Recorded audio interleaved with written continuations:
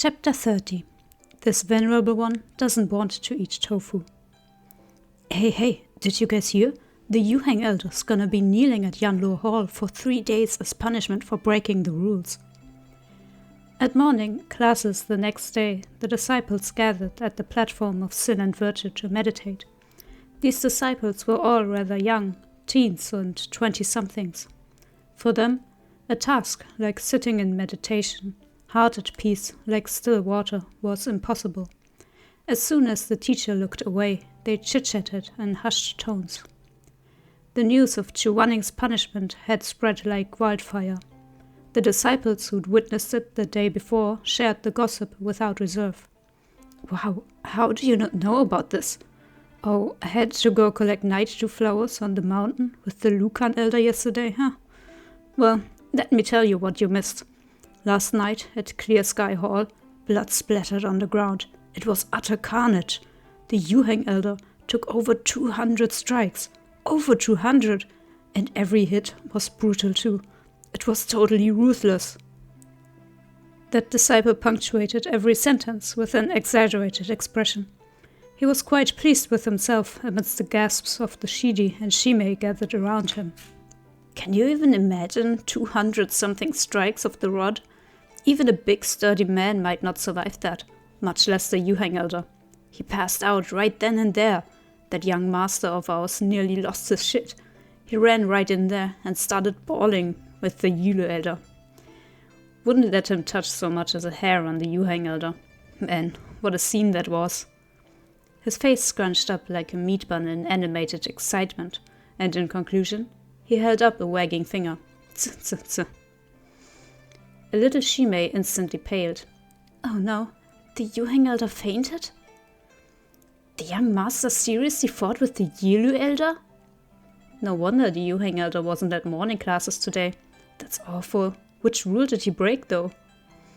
I heard he beat up a client in a fit of rage. Everyone was left speechless. Now and again, the idle gossip drifted into Shu Meng's ears. The young master of Xixing Peak had inherited his shizun's terrible temper. But unfortunately for him, it wasn't just 1 or 2 people chattering about the Yuhang elder's punishment. It was everyone on the platform of sin and virtue. The clamor ruffled his feathers, but he could do nothing about it. The vein on Shu Meng's forehead throbbed incessantly as Moran yawned non-stop, having not slept a wink all night. Shu Meng had no other outlet, so he grumbled spitefully at Moran.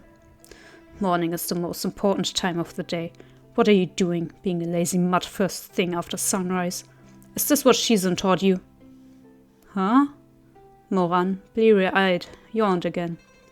Shu Meng, are you bored or something? Shizun lecturing me is one thing, but who the hell are you? Show your older cousin some respect, you cheeky brat. My older cousin is a dog, but hey, if you insist. Shu Meng said venomously.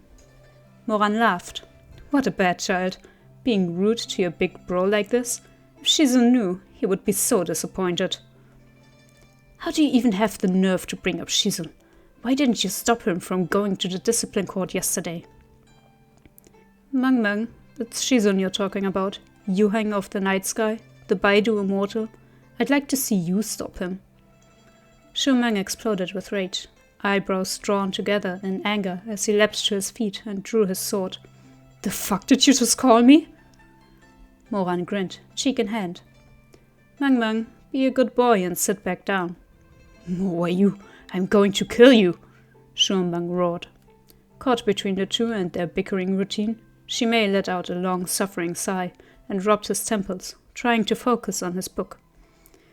Fill the vessel day and night, the spiritual core shall be formed in due time. The heavenly order is absolute, life and death shall remain separated as the stars of Shen and Shang. 3 days passed in a flash. Chu Wanning completed his punishment of kneeling in reflection. In accordance with the rules, next came 3 months of confinement, during which he could not leave Xixing Peak. He would also perform odd jobs like helping out with the chores at Mengpo Hall, cleaning the pillars of Naihe Bridge, sweeping the stairs at the gate, and other such tasks. Yuhang elder, to be honest, I think you should just skip this part. The Yellow Elder fretted. You are an eminent songster after all. Things like washing the dishes and wiping the floor are truly beneath you. He tactfully opted not to voice the rest of his thoughts. Most importantly, this old man really doubts whether you even know how to do basic tasks like sweeping floors, cooking meals, and washing clothes. Chu Wanning, on the other hand, went to report at Mengpo Hall without even a hint of doubt in his own abilities. Upon hearing that Chu Wanning was coming to do chores as part of his punishment, everyone at Mengpo Hall, from the attendants to the supervisor, turned pale in fright and alarm, as though a formidable foe approached. Chu Wanning arrived, white robes billowing. His handsome face was calm and composed, completely devoid of any expression. If you added a cloud beneath his feet and a horsetail whisk in his arm, he would have looked no different from the immortals in paintings. The Mengpo Hall supervisor felt exceedingly awkward and uneasy about having to assign such a beautiful man to things like washing veggies and cooking. But Chu Wanning, totally unaware of his status as a beautiful man, simply stepped into the kitchen. The people within it couldn't help but take a step back as his cold gaze swept over them. Faced with the silence, Chu Wanning got straight to the point. What should I do?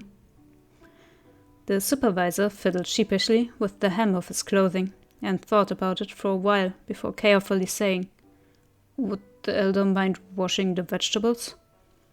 Sure, said Chu Wanning. The supervisor let out a sigh of relief.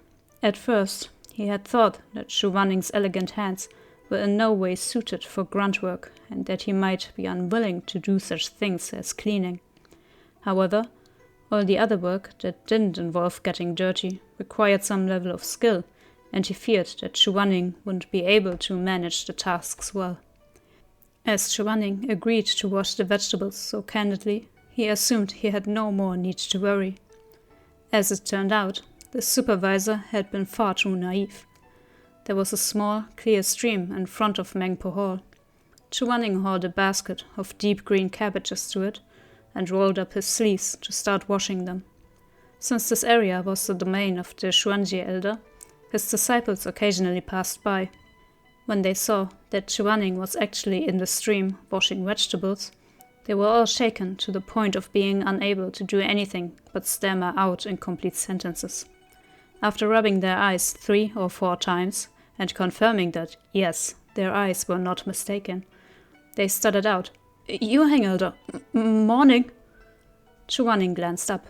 Morning. The disciples of the Xuanjie elder shook in place and then frantically fled. Chu Wanning didn't bother wasting his time with them. He just focused on his cabbages, rinsing and then tossing them into the basket. He washed with utmost seriousness, carefully peeling the cabbages open leaf by leaf and painstakingly rinsing each one over and over. The result of this method was that, by the time noon came around, the basket of cabbages had yet to be cleaned.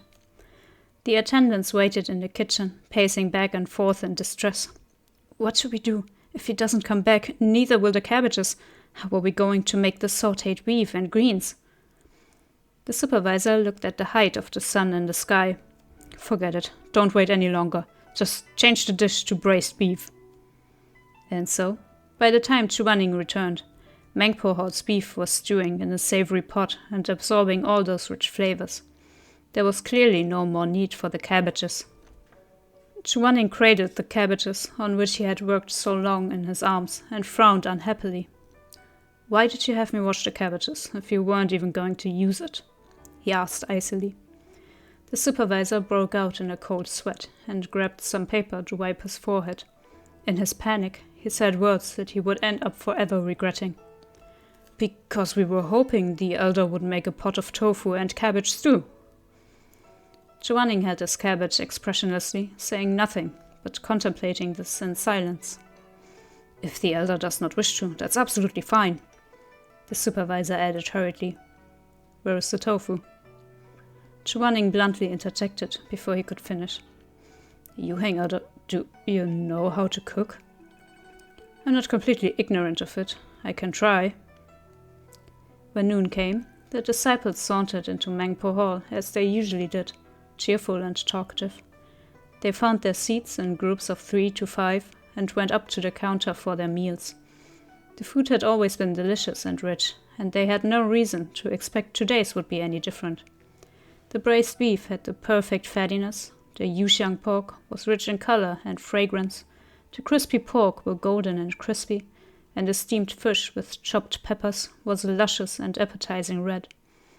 The disciples rushed to line up to grab their favorite foods, hoping the chef would give them an extra sweet and sour rib, or sprinkle some gravy or chili oil on their rice. The fastest in line were always the disciples of the Lukun elder. The youngster in front sported a huge zit on his face, but still eagerly anticipated his mapo tofu. He gingerly carried his tray to the end of the line and said without even looking up, "Chef, I want a bowl of tofu." The chef's pale, elegant fingers doled out a generous serving of tofu. However, it wasn't the mapo tofu the disciple was used to.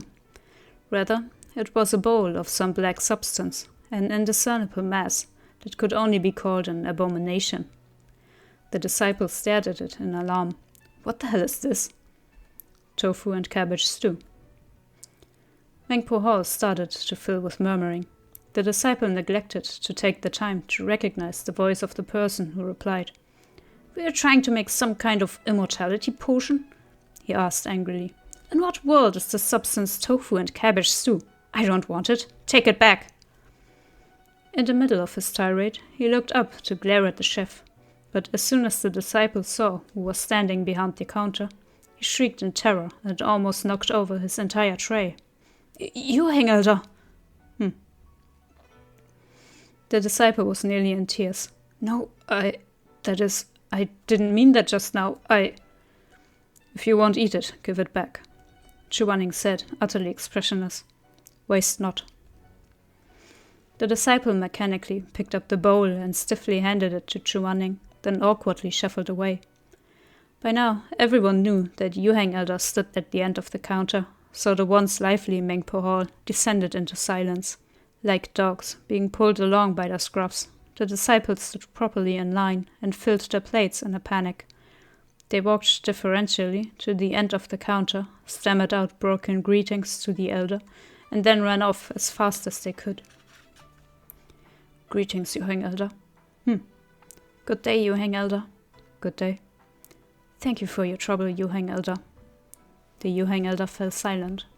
The disciples were to a one respectful and extremely cautious, so Chu Wanning accepted the nervous greetings, but not one of them asked for the tofu and cabbage stew in his pot.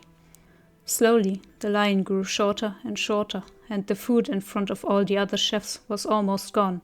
Only the pot in front of Chu Wanning was filled to the brim, the food inside gone cold. No one wanted any part of it.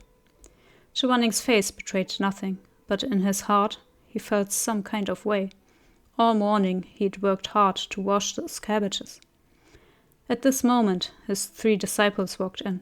Chu Mang, wearing his usual uniform of silver blue light armor, came over energetically. He happily sidled up to Chu Wanning and said, "Shizun, how are you doing? Do your wounds still hurt?" "No," Chu Wanning said calmly. Then that's good," Chu Mang replied. Suddenly, Chu Wanning glanced at him and said, "Would you like to eat my tofu?" Chu Mang had no words.